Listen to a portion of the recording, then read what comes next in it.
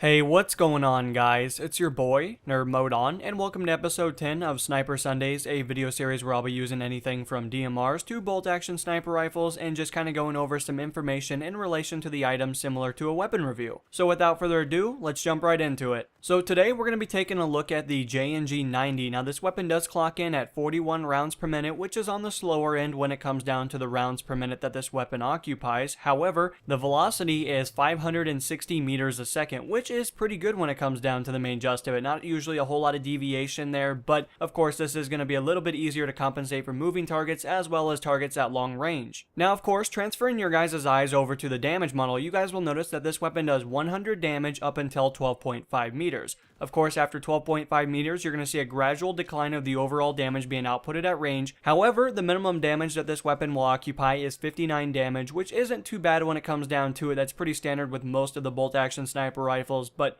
of course, it's always nice to have a little bit of a comparison. Now, of course, with all that information talked about, let's take a look at the magazine size as well as the reload speeds to give you guys a better idea of how this weapon is going to perform. So, of course, the short reload for this weapon is clocking in at 2.7 seconds. However, the long reload is also coming in at 4.2 seconds. So it's in your best interest to keep at least one bullet left in your magazine at all times, because it's going to allow you to get right back into the action and hopefully get a couple more kills along the way. Now, taking a look at the magazine size, you guys will notice that this weapon does occupy a 10 round magazine plus one in the chamber. Of course, you add those both together and you give it 11 rounds total, which is pretty sufficient for most of the bolt action sniper rifles. You usually don't see a whole lot of deviation there, but definitely having 11 rounds at your disposal is pretty good, considering that I imagine most of you guys are pretty good with a sniper rifle. And finally, taking a look at the recoiled numbers, you guys will notice on the horizontal side that there is absolutely no deviation there. It's going to be clocking in at a left pull of 0 and a right pull of 0, so you're never really going to have to worry about the horizontal side of things. However, the vertical recoil is going to be a lot more definitive when it comes down to it, clocking in at 0.25. However, you have a first shot multiplier of 2 times as well, so you're going to want to take that into consideration every time you rechamber a next round, but these numbers really don't mean a whole lot considering that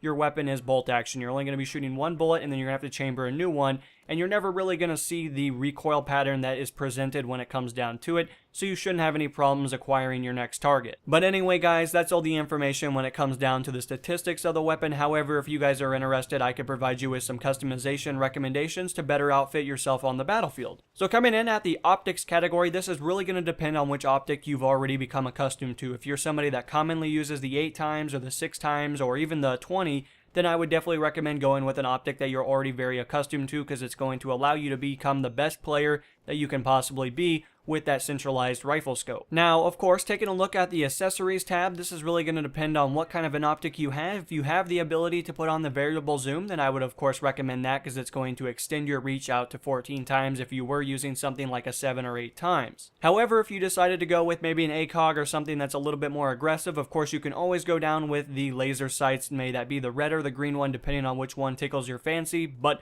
of course that's going to allow you to be a lot more aggressive, and if somebody catches you off guard, at least you'll have the ability to increase your chances of killing them by using the hipfire mechanism. Now, of course, taking a look at the barrel attachments, I really wouldn't recommend anything in this category besides a flash hider, considering that it has no negative side effects and only positives. However, if you unfortunately don't have that unlocked, then I would definitely recommend just going with no attachment or the standard barrel, which in that case is just going to allow you to be the most effective player you can be without any penalties. And finally, taking a look at the auxiliary tab, this is really going to depend on what kind of a player you are. If you're a lot more aggressive and you find yourself commonly in front of the opposition, then I would of course recommend going with something like a straight pull, because it's going to at least allow you to rechamber around while ADSing, which can be very beneficial if you're trying to acquire targets at longer range, as well as killing multiple oppositional players. However, if you find yourself to be more of a defensive player, maybe you like to set up behind some cover, maybe sit back in the distance and do some reconnaissance, then I would definitely recommend in that case going with a bipod, because it's going to allow you to be a lot more stable, which in turn is going to make you a lot more accurate